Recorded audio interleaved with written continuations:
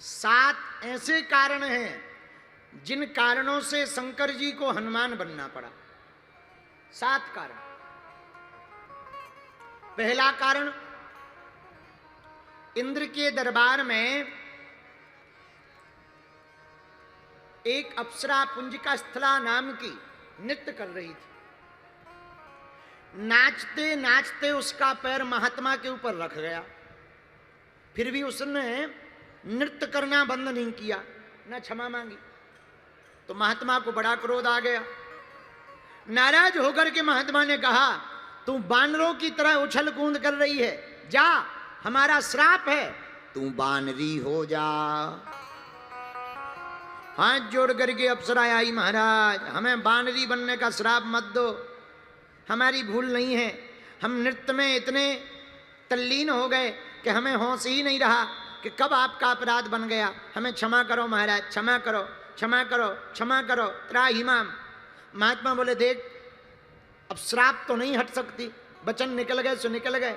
तीर निकल जाता है तो वापस थोड़ी आता, बंदूक की गोली निकल जाती है वापस थोड़ी आती, वैसे ही संतों की बोली निकल जाती है तो वापस नहीं आती है, अब वापस नहीं आ सकती। और उपाय है क्या? सुनो, 2 वरदान ले लो। एक, जब तू चाहे इच्छाधारी रूप धारण कर सकती है अपने मन का, पर बानरी तो बना रहना पड़ेगा। और जा, जो तुम्हारी संतान होगी वो तीनों लोकों में और चारों युगों में तुम्हारे नाम को धन्य करेगी, ऐसी संतान होगी। वही अप्सरा दूसरे जन्म में अंजनी माता बनी। बोलो सीताराम। एक ये कारण है। दूसरा कारण, 7 में केसरी नाम के बानर के साथ अंजना माता का ब्याह हुआ। बहुत दिन बीत गए पर कोई भी संतान नहीं हुई। तो भगवान शंकर का रुद्र मंत्र का जप करते हुए केसरी जी ने 11 लाख बीज मंत्र का जप करके अनुष्ठान किया। तो भगवान शंकर ने प्रकट होकर के केसरी नाम के बानर को कहा, तुम चिंता मत करो, हम तुम्हें वरदान देते हैं, तुम्हारे घर पर हम ही अपना अंश लेकर के पुत्र बन करके आएंगे।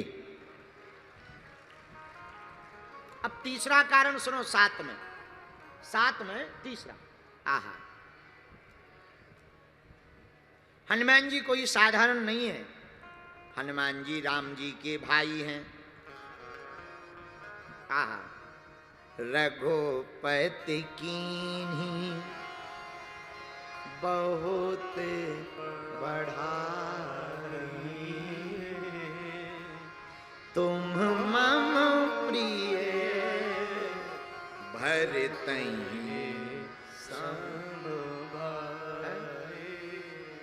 रघुपति की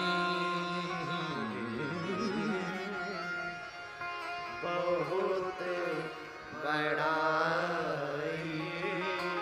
पर भैया, तुम प्रिय भरतहि। जब संजीवनी बूटी लेकर के हनुमान जी गए ना, तो राम जी ने हृदय से लगा लिया। और हृदय से लगाकर राम जी बोले, भैया आज तुमको हृदय से लगाकर ऐसा लग रहा जैसे हम अपने भाई भरत को गले लगा रहे हैं। खूब बड़ाई की राम जी ने, तुम हमारे भरत के समान भाई हो। आहा, भरत जी किसके सुपुत्र हैं? कैकेयी के। कैकेयी नंदन है भरत। तो जब दशरथ जी ने यज्ञ किया, अब देखना हनुमान जी भाई कैसे हैं राम जी के। ये कोई अप्रमाणित बात नहीं है, प्रमाणित बात है। आहा, जब दशरथ जी ने यज्ञ किया, प्रिय श्रोताओ, तो श्रृंगी ऋषि वशिष्ठ बुलावा, वशिष्ठ जी ने श्रृंगी ऋषि को बुलाया, यज्ञ हुआ। तो अग्निदेव अपने हाथ में खीर का पायस का पात्र लेकर के प्रकट भय। आहा, दशरथ जी को सौंपा गुरु जी के माध्यम से। तो गुरु जी ने कहा, लो महाराज, अपनी तीनों रानियों को ये पायस का प्रसाद बांट दो। इसी प्रसाद के प्रताप से तुम्हारे घर पर 4 स्वरूपों में कुमारों की उत्पत्ति होगी, जो स्वयं ब्रह्म ही प्रकट होंगे। दशरथ जी महाराज ने खीर ली, पायस खीर का आधा भाग किया, कौशल्या को दे दिया। अब बचा आधा, तो आधे के 2 भाग किए, आधा भाग कैकेयी को दे दिया। आधा भाग दिया ही था, अब पात्र हाथ में रखा ही था, खीर का पत्तल जिस पर प्रसाद रखा था। उसी समय उड़ती हुई एक चील आई, भागी भागी चील आई, और चील ने अपने दोनों पंजों से उस कैकेयी के हाथ के ऊपर रखे हुए खीर के पात्र के पत्तल को अपने पंजों में दबा लिया और लेकर के उड़ गई। उड़ती उड़ती गई अंजना पर्वत पर। जहां अंजनी माता तपस्या में तल्लीन थी, सूर्य भगवान को अर्घ दे रही थी। अर्घ देते देते ऐसे हाथ किया, उसी समय भयंकर हवा का झोंका लगा। उस चील के हाथों से, पंजों से वो खीर का पात्र छूट गया और माता अंजना के हाथ में आकर के गिर गया। भगवान का प्रसाद मानकर माता अंजना ने उस खीर के प्रसाद को पा लिया। उस खीर के प्रसाद को पाने के कारण भगवान की कृपा हुई और गर्भ में श्री हनुमान जी, वैसे तो भगवान गर्भ में आते नहीं, पर लीला करने के कारण गर्भ में हनुमान जी महाराज प्रविष्ट भय और प्रकट भय। जन्म नहीं लिया, हनुमान जी प्रकट भय। इसीलिए जिस खीर से राम जी प्रकट भय, उसी खीर से हनुमान जी प्रकट भय। इसलिए हनुमान जी और राम जी दोनों का भाई भाई का नाता है। इसलिए राम जी ने कहा, तुम मम प्रिय भरतहि संभाई, श्री राम जय राम जय जय राम, सीता राम सीता राम सीता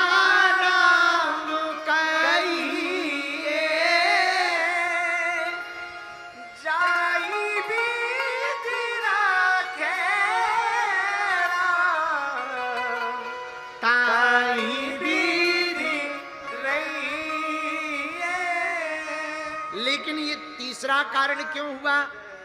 वो चील भी श्रापित थी। उसको भी संत का श्राप था।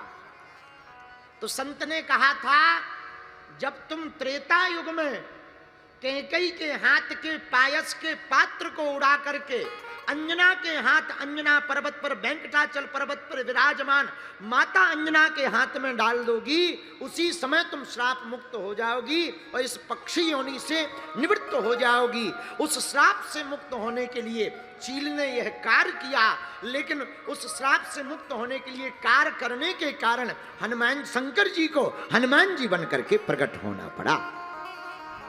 ये तीसरा कारण। अब चौथा कारण सुनो।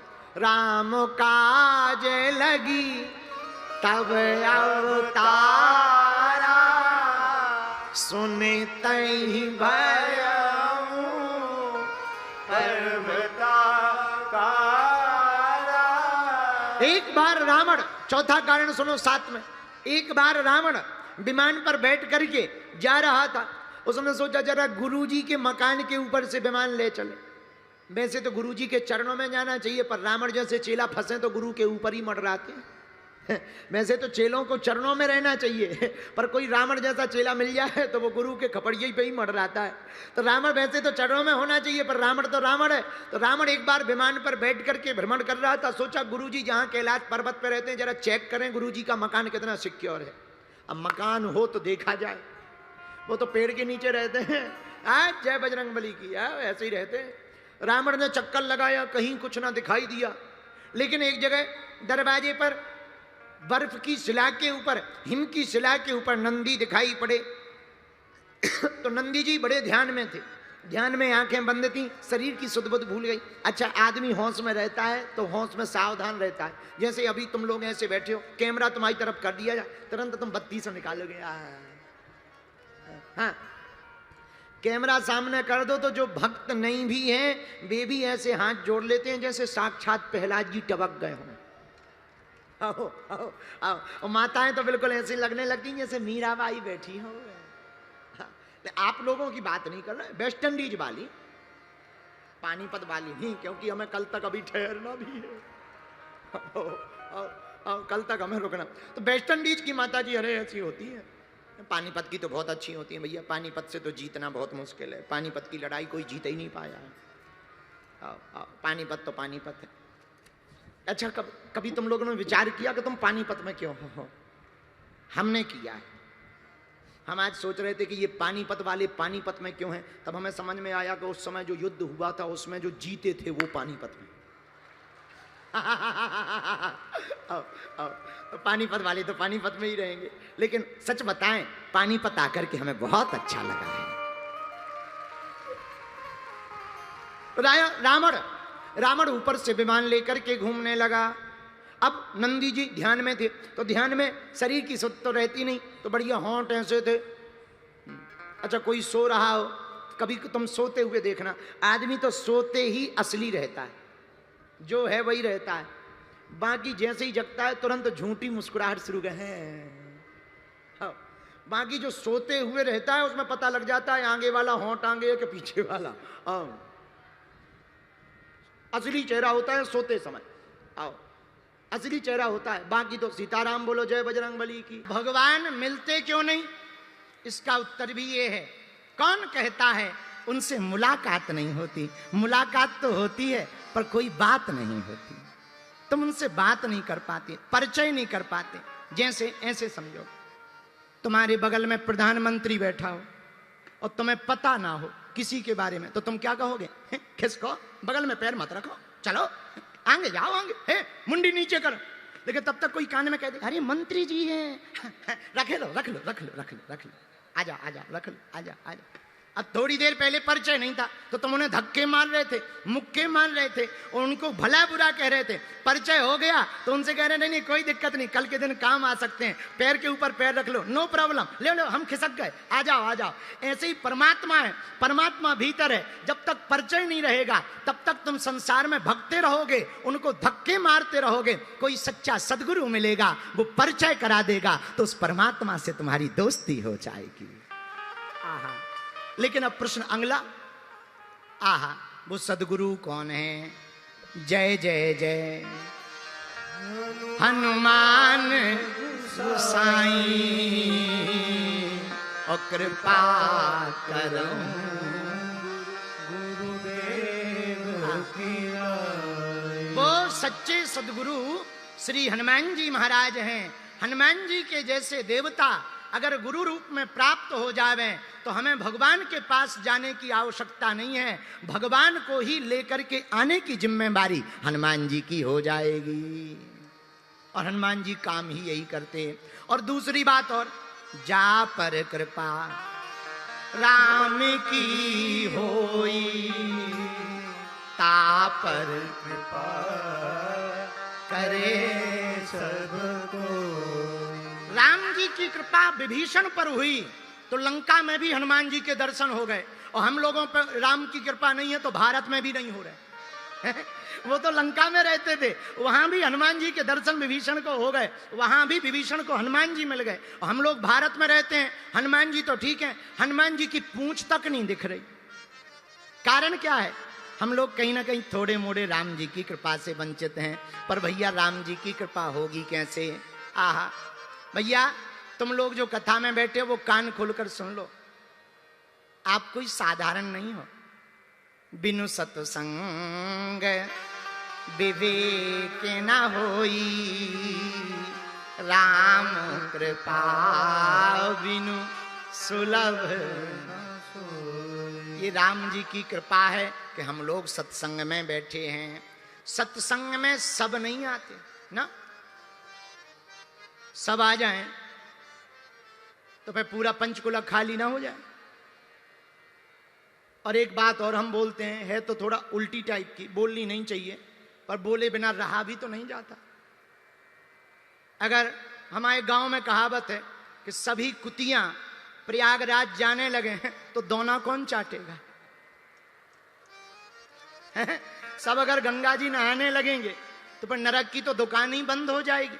नरक कौन जाएगा? तो दोनों जगह की दुकान चलती रहनी चाहिए। भगवान इसलिए सिस्टम बना लेते हैं। बोले सुनो, कथा में सब नहीं आएंगे। बोले कौन आएगा? गोस्वामी जी ने उसका एक नियम बना दिया, जा पर कृपा